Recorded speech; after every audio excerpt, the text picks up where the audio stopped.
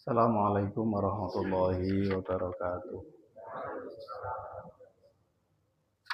Alhamdulillah wassalatu wassalamu ala Rasulillah Sayyidina Maulana Muhammad ibn Abdullah wa ala alihi wa ashabihi wa mawalah. Asyhadu an la ilaha illallah wahdahu la syarikalah wa asyhadu anna Muhammadan abduhu wa rasuluhu la nabiyya wa la rasulah ba'dah. Rabbi shrah li sadri wa yassir li amri wahlul 'uqdatam min lisani yafqahu qawli. Subhanaka la ilma lana illa ma 'allamtana innaka antal alimul hakim. Amma ba'd. Bapak Ibu saudara-saudara jamaah pengawasan rahimakumullah.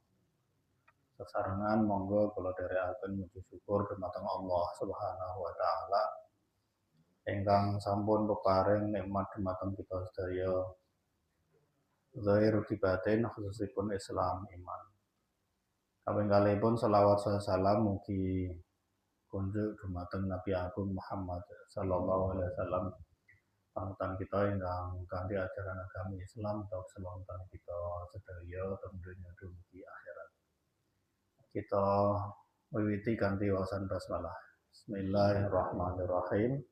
Mugi-mugi Allah paring ridho, mugi-mugi dicatat dados salah satunggalipun amal kesayangan kita. Allahumma amin. Alhamdulillah saged silaturahim pepanggihan malih insyaallah sehat sedaya nggih. Full tim nih katanya. Bener wonten sing keter. Ya, alhamdulillah niki kita lajengaken malih tafsir Ibnu Katsir surat Al-Baqarah. Ayat seingat kula 74. Summa qasat qulubukum. Summa qasat qulubukum min ba'di dzalika. 74 surat Al-Baqarah. Summa qasat qulubukum min ba'di dzalika. Sampun Bapak Ibu. Dereng nggih sekedap.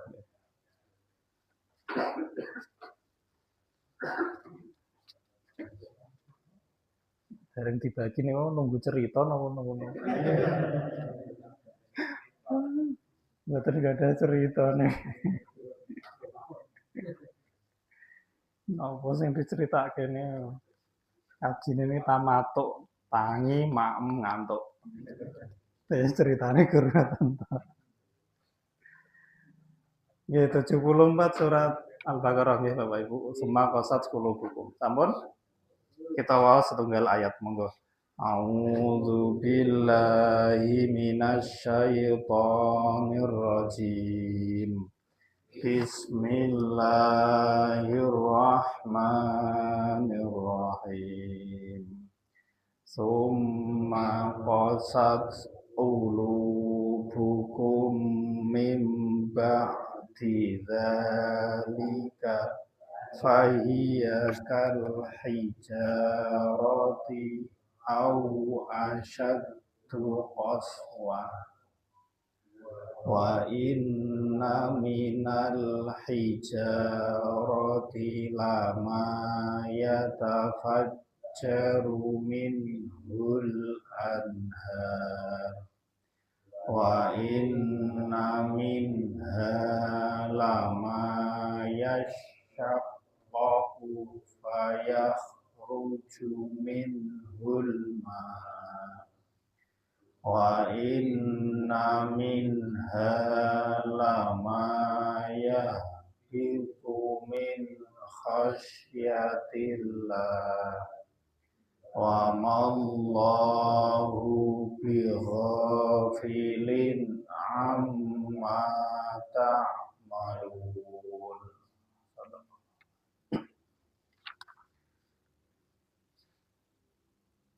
Bapak Ibu rahimakumullah, niki melanjutkan ayat sebelumnya nggih. Kira-kira nggih sebulanan yang lalu. Mungkin kita sedo kemutan. Allah Subhanahu wa taala niki melehke kaum Bani Israel, mencela mereka.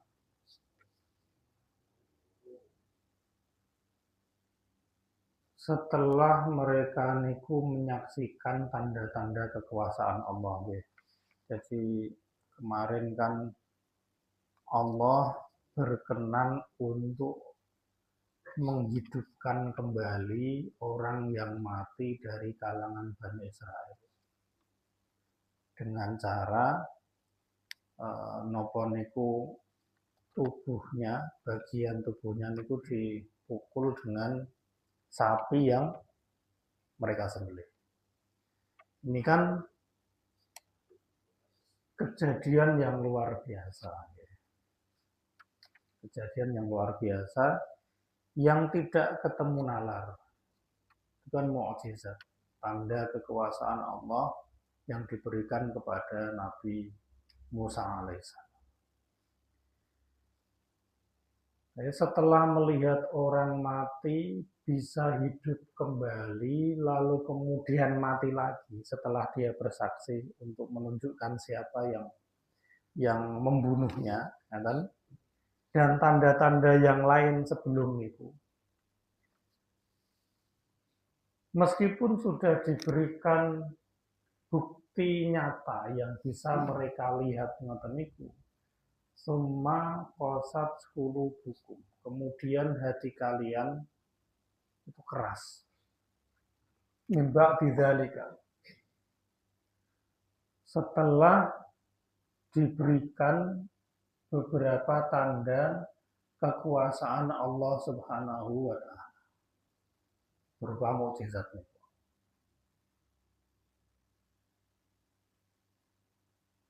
Apa yang diharapkan dari seseorang yang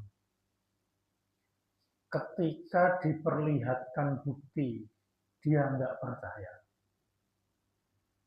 ketika diperdengarkan penjelasan dia nggak mau menerima? Apalagi yang bisa kita harapkan dari orang yang seperti itu? Padahal sumber informasi, ilmu, dan pengetahuan itu ya bisa kita raih dari entah melihat atau mendengar. Nah, wis dikasih lihat orang percaya, dikandani ya orang ngambil. Terus kudu piye? Nggak bisa diharapkan orang sing modele ngoten.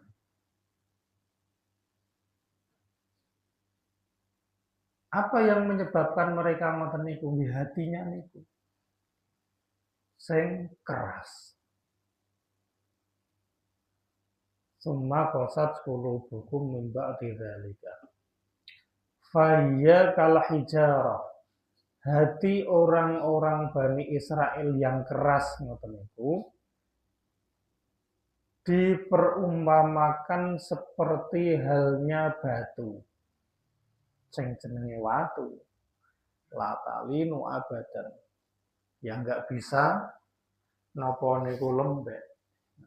Ya keras yang namanya batu.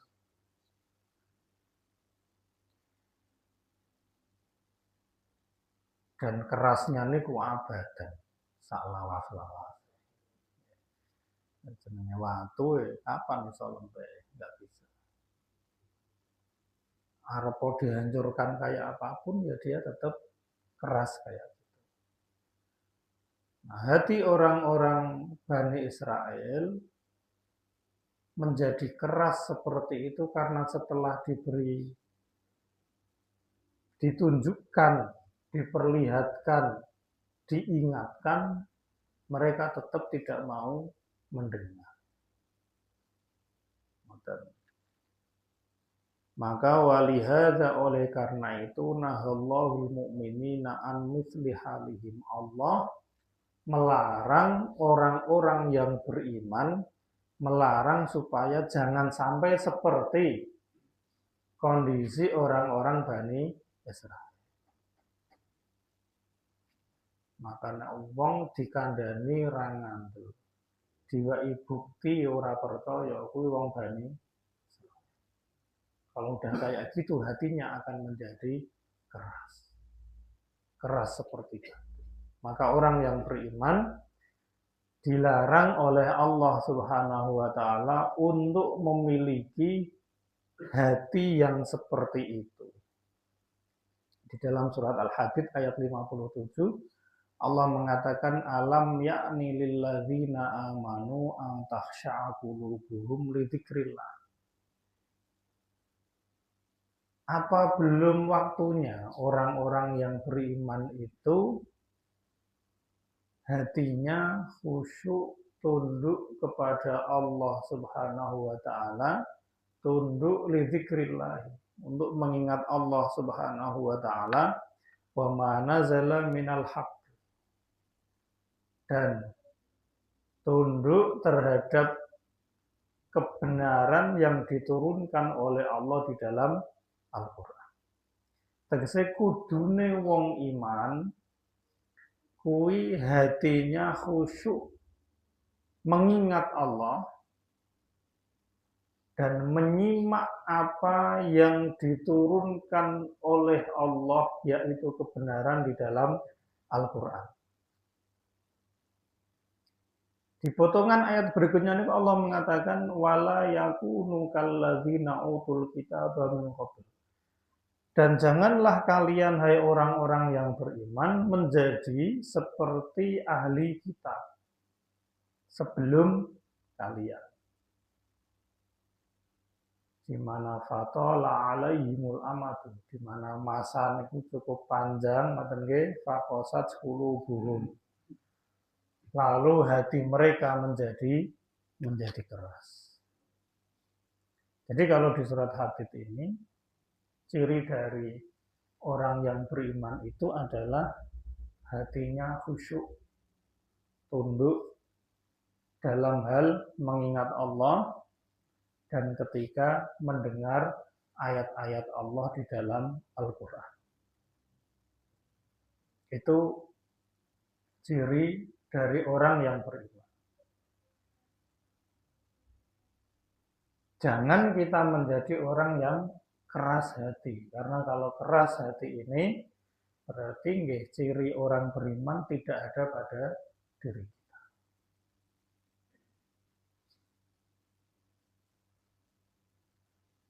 Apabila disebut Allah Subhanahu wa taala niku wajilat qulubuhum, hatinya niku bergetar, bergemuruh ngoten nggih. Wa idza tuliyat 'alaihim ayatuna zadatuhum imana. Ketika dibacakan ayat-ayat kami kepada mereka, imannya, kepercayaannya bertambah. Itu orang-orang yang beriman. Maka monggo ya kita memantaskan diri untuk menjadi orang yang beriman dengan ciri-ciri seperti itu. Supaya tidak menjadi hati yang dimiliki oleh orang-orang Bani Israel ngoten niku wau. Yang hatinya keras, ngoten nggih. Setelah mereka menyaksikan tanda-tanda kekuasaan Allah dan kemukjizatan Allah yang diberikan kepada Nabi Musa diperlihatkan kepada mereka, saking kerasnya fasarat qulubu Bani Israil ma'atulil amati qasiyah. Hati Bani Israel kemudian menjadi keras.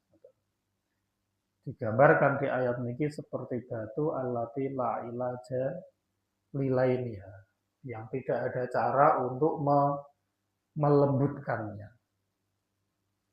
Bahkan kata Allah di ayat ini ya, fayyakal hijarati, hatinya seperti batu, aw asyaddu qaswa.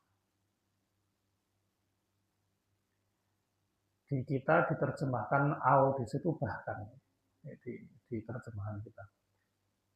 Aw bimakna bal.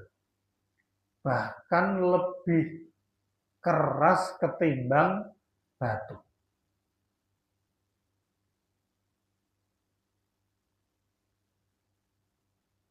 Itu digambarkan seperti itu kondisi orang-orang Bani Israel. Jadi hatinya niku keras seperti batu atau bahkan lebih keras lagi ketimbang batu itu.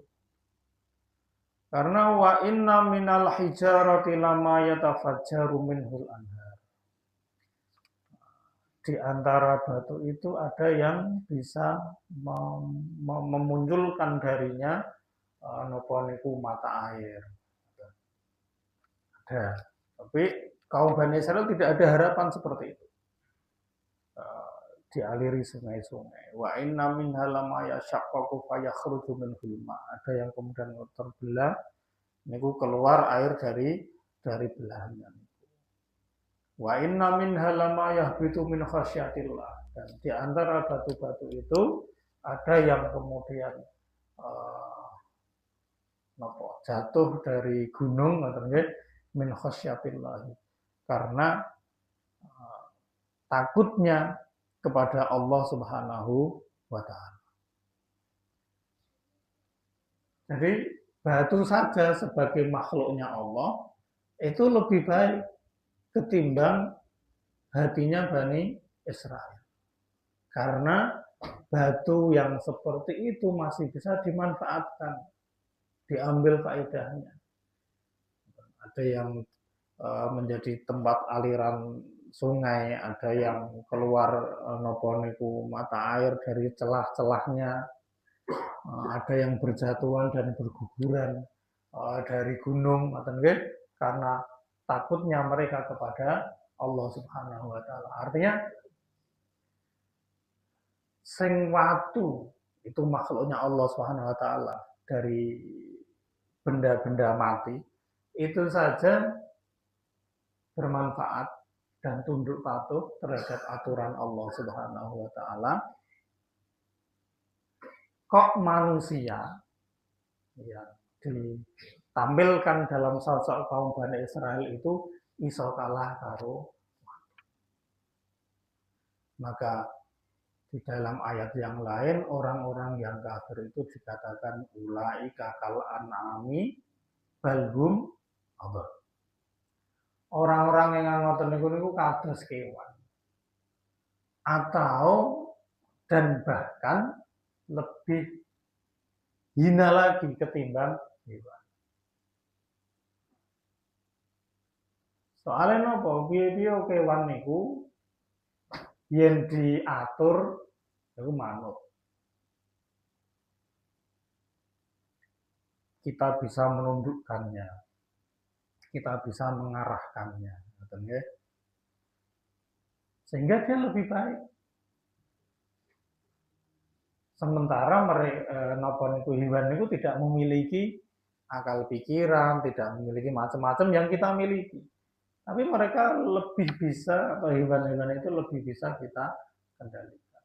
Maka orang yang tidak beriman ngoten niku posisinya lebih rendah ketimbang hewan, posisinya lebih keras, lebih buruk, lebih tidak bisa dimanfaatkan ketimbang benda-benda mati seperti batu. Nah, poinnya di situ. Maka ya kita berusaha sebagai orang yang beriman itu untuk terus menjaga supaya hati kita itu tidak keras.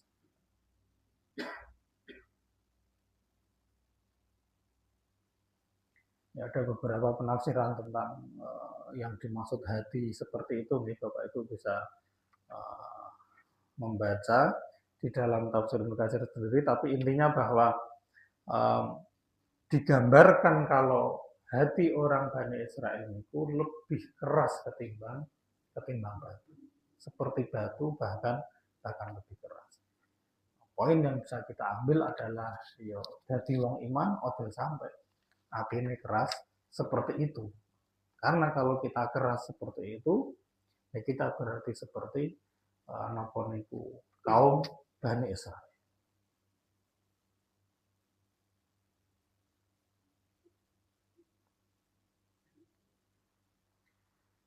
Nah, apa saja yang menyebabkan hati kita niku keras? Ini kita ambil faedah dari ayat niki ya.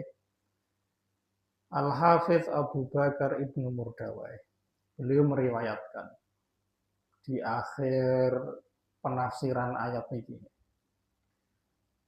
Beliau meriwayatkan dari Ibnu Umar anna Rasulullah sallallahu alaihi wasallam qala bahwa Kanjeng Nabi niku nate dawuh ngeten. La tuksirul kalama bi ghairi dzikrillah. Jangan memperbanyak omongan yang di dalamnya tidak terkandung zikrullah. Kasarannya ojo kakian ngomong, nek omonganmu kuwi nggak ada unsur zikirnya kepada Allah Subhanahu wa taala. Yang nggak ada unsur zikirnya ini kenapa ya? Berarti kita mengucapkan atau mengatakan sesuatu yang niku bertentangan dengan perintah Allah atau melanggar larangan Allah. Itu tidak ada unsur ingat Allah di dalamnya. Awak dhewe ngapusi ngoten nggih. Padahal kita tahu bahwa berbohong niku mboten angsal. Berarti nek awak dhewe ngapusi niku kita orang yang beriman kok wani ngapusi niku berarti lagi lali karo Gusti Allah. Wong nek lali karo Gusti Allah niku berarti orang zikir kepada Allah. Tidak ingat, tidak menyebut Allah Subhanahu wa taala. Maka berbohong ngoten niku tidak baik karena itu omongan bighairi dzikrillah. Omongan yang keluar atas dasar kita lupa kepada Allah Subhanahu wa taala. Dan seterusnya. Pokoknya apapun yang kita ucapkan kok wujudnya niku tidak mencerminkan apa yang dituntunkan oleh agama kita, itu nggih berarti tidak ingat Allah. Karena rumus nek wong iman itu ya dia selalu ingat Allah Subhanahu wa taala. Maka pesannya Kanjeng Nabi di hadis yang lain ya falyatul khairan awliyasan. Nah iso ngomong sing apik, ora iso ngomong sing apik ya seneng. Sebab kalau kita nggak bisa ngomong baik, kok tetap memaksakan ngomong, itu kemungkinan besarnya adalah ngomong yang boten sah. Kalau ngomong yang tidak baik, ya ini kita tidak mengingat Allah Subhanahu wa taala. Maka wonten ibadah itu ibadah tarbiyah, ibadah kita nggak ngapa-ngapain. Hanya sekedar meninggalkan saja. Misalnya awak dhewe orang ngrasani wong. Kan ibadah ini tidak melakukan apapun. Kalau kita malah melakukan niku kita berdosa. Makanya awak dhewe meneng diniati ki meneng apa? Ngomong udah ngrasani. Itu ibadah. Kita tidur diniati ngene aku tangi ya modele aku ngene terus nongge ngobrol suwe sing gawe iso ngobrol suwe ya ngrasani wong sak RT misalnya daripada ngono aku tak turu. Tidur seperti itu ibadah. Ketimbang tangi ning ya ora iso nata omong. Dan nek kula cocok ngoten. Rampung napa-napa turu daripada tangi ke glenak glenik akhirnya ya ngobrol ke sing mboten atau scroll akhirnya ya ketemu sing mboten. Nah, penting kalau udah nggak ada urusan penting ya itu. Ini pun paling aman wong model kata sekolah ngaten ya untuk menahan diri tidak ngomong sing mboten sae katanya atau tidak melihat sesuatu yang enggak baik niku ya sulit. Artinya potensi kita untuk berbuat maksiat niku lebih besar ketika kita bangun. Maka tidurnya menjadi lebih baik. Niku yen kula kan Bapak Ibu menawi mboten. Yen memang bangunnya niku lebih bermanfaat, lebih baik, perbanyak banget. Kalau tidurnya lebih baik ngoten nggih, ya monggo. Neng ora terus bar niki turu wae di ngopo kok turu wae daripada aku maksiat. Nggih. Jadi Kanjeng Nabi pesennya jangan banyak mengucapkan sesuatu yang tidak ada unsur zikrullah di dalamnya. Kenapa? Karena fa'inna kasratal kalami bi ghairi dzikrillah, karena banyak mengucapkan kata yang di dalamnya tidak terkandung zikrullah itu bisa mengeraskan hati. Awak dhewe ngomong niku ora ana unsur eling karo Gusti Allah, niku bisa mengeraskan hati. Kakean guyon sing boten jelas lho nggih. Terus ece-ecean, gojlok-gojlokan, nyek-nyekan dan seterusnya ngoten niku, bully-bulian atau apa, itu bisa mengeraskan hati kita. Wa inna ab'adan nasi minallah, dan sesungguhnya orang yang paling jauh dari Allah Subhanahu wa taala itu orang yang al-qalbul qasih, orang yang hatinya niku keras. Maka jangan banyak ngomong kecuali yang ada unsur zikrullahnya. Karena kalau banyak ngomong tapi omongan kita niku tidak ada zikrullah di dalamnya, itu membuat hati kita keras. Orang yang hatinya keras, sekeras apa hati kita, maka sejauh itu pula kita dari Allah Subhanahu wa taala. Nah, awak dhewe ini kan pengen uripe niku cedhak karo Gusti Allah. Nek pengen cedak, ya kita harus memiliki hati yang lembut. Selembut apa hati kita, sedekat itulah posisi kita dari Allah Subhanahu wa taala. Nah, cara kita untuk melembutkan hati berdasarkan hadis niki, jangan banyak bicara kalau tidak ada unsur zikrullah di dalam.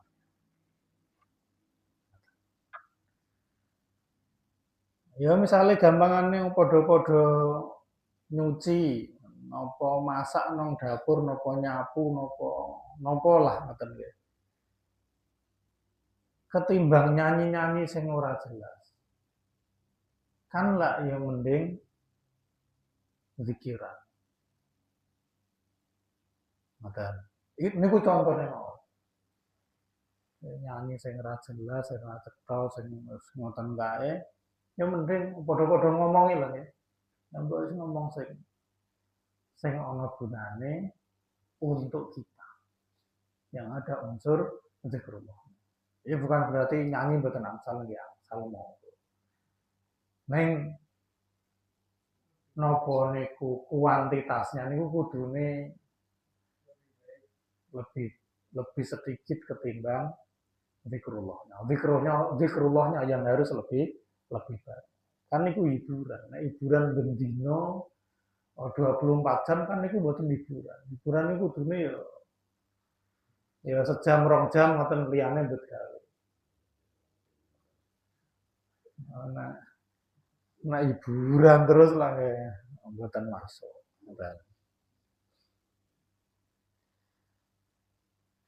Al-Bazzar meriwayatkan hadis marfu' dari sahabat Anas bin Malik radhiyallahu anhu. Dikatakan ngeten, arbaun minasyaqqa. Ada 4 hal yang menyebabkan seseorang itu celaka. Pertama adalah jumudul ain. Mata yang ya keras. Artinya ketika melihat sesuatu niku tidak terenyuh ngoten nggih. Jarang meneteskan air mata ngoten niku. Itu napa? Salah satu hal yang menyebabkan kita celaka. Karena salah satu dari 7 kelompok yang mendapatkan naungan Allah saat tidak ada naungan kecuali naungan Allah nanti di akhirat, itu ada orang yang meneteskan air mata karena takut kepada Allah Subhanahu wa taala. Misalnya awak dhewe maca Quran terus diangen-angen sak maknane terus kadang-kadang kan ngoten nggih, kadang-kadang itu totek tiba-tiba pas maca Quran itu terus rasane kena banget ngono. Ini kok nyindir aku banget. Terus ya tiba-tiba kita menangis. Meskipun di kesempatan yang lain pas kita baca ayat niku, yo nggak ada rasa apa-apa. Kan? Kalau yakin Bapak Ibu pernah mengalami kondisi ngoten niku. Jadi moco biasa kalau lihat artinya, tapi entah mungkin pas hal kita atau kondisi kita itu ya pas dengan ayat niku rasanya kayak awak dhewe niku sing diajak ngomong karo Gusti Allah. Kayak kita itu di yombo ditampar, yombo dielengke, yombo ngoten nggih, tapi kita merasa oh, ya aku paham. Lalu kemudian tiba-tiba mata kita niku mengeluarkan air mata, menangis dan seterusnya. Yang kedua, qasawatul qalb. Hati yang keras nih di ayat yang kita bahas, hati yang keras. Itu juga sumber dari kehancuran dan kesengsaraan. Nah, karena hati sing wis atos niku angel kandhane. Lalu watulul amali dan panjangnya angan-angan. Di dalam hadis lain dikatakan bahwa orang yang tua akan terasa muda apabila dia masih punya angan-angan yang panjang. Misalnya awak dhewe usiane 90 tahun. Neng angen-angene dhewe iki akeh.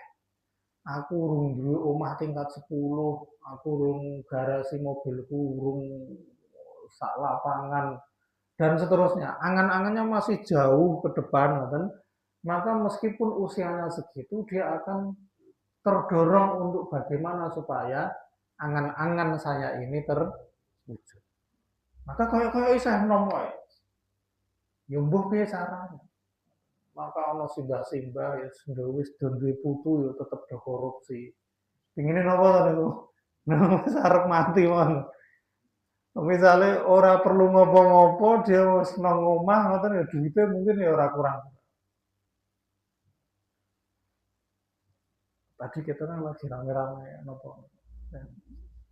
Mas pinten kilo 70 pinten Pak? 74 kilogram terus dienggo apa? Padahal ya wis sugih to nek. Pengen sugihnya harap dienggo apa coba ngoten.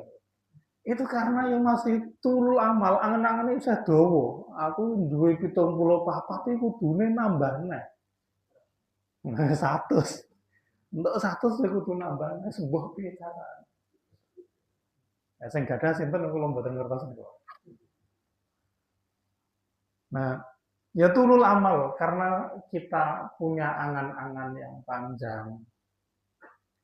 Itu yang menjadi sumber kehancuran.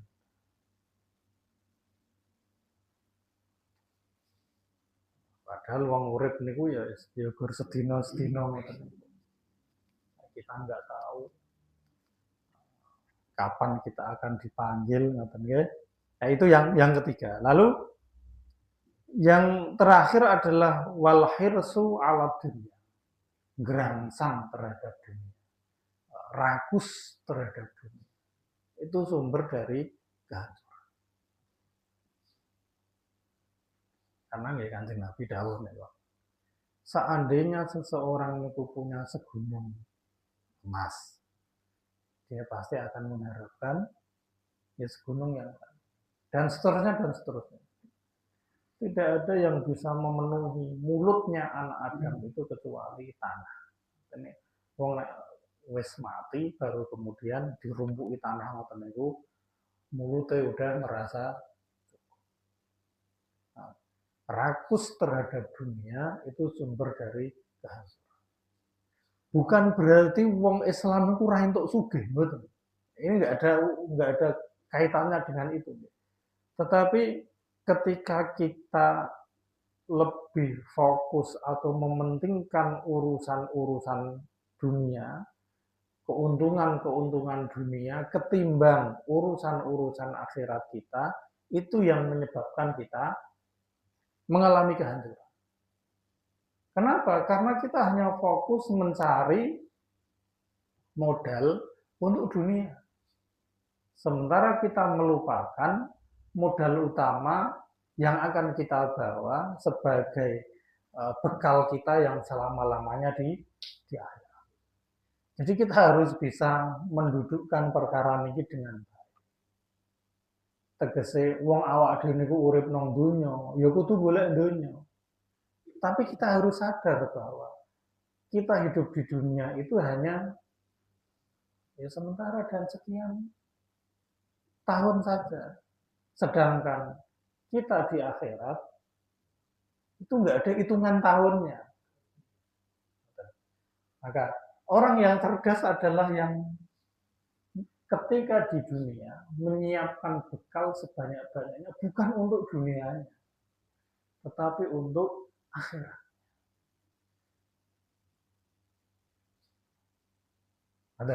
Jadi kalaupun kita rakus terhadap dunia, rakus kita itu adalah untuk kebaikan akhirat. Ya caranya piye? Aku sugih ben iso sedekah. Aku sugih ben iso nulung tanggoku. Aku sugih ben gitu. Motivasinya seperti itu. Maka Kanjeng Nabi bilang, la ba'sa bil ghina liman ittaqallah. Sugih ora apa-apa. Tapi syaratnya kudu takwa. Nek wong sugih ora takwa, sugih niku dienggo sakarepe dhewe. Nek wong takwa sing sugih niku dienggo bangun masjid, dienggo bangun sekolah, dienggo dan seterusnya. Itu kan baik. Maka al-hirsu di situ yang terlarang adalah rakus, yang terlarang di situ adalah saat kita tidak memanfaatkan anugerah duniawi yang diberikan oleh Allah sebanyak-banyaknya dan sebesar-besarnya untuk sesuatu yang disukai dan diridhoi oleh Allah Subhanahu wa taala. Nah, jadi berdasar hadis ini ada 4 okay, yang menyebabkan kita akan binasa itu. Yaitu mata kita yang keras, lalu hati kita yang keras, angan-angan kita yang terlalu panjang, dan sikap atau sifat rakus terhadap dunia.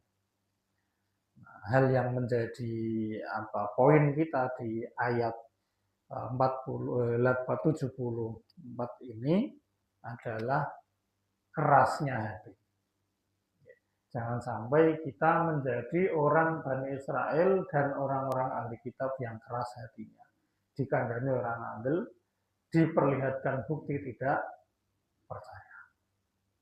Kita harus menjadi orang yang beriman apabila disebut nama Allah Subhanahu wa taala, hati kita bergetar. Apabila dibacakan ayat-ayatnya, kita semakin bertambah iman kepada Allah Subhanahu wa taala. Insyaallah ngoten, mugi-mugi niki manfaat. Yang ngapunten untuk wonten kelantan-kelantunipun sesarengan monggo kita tutup kanthi wawasan hamdalah kafaratul majelis.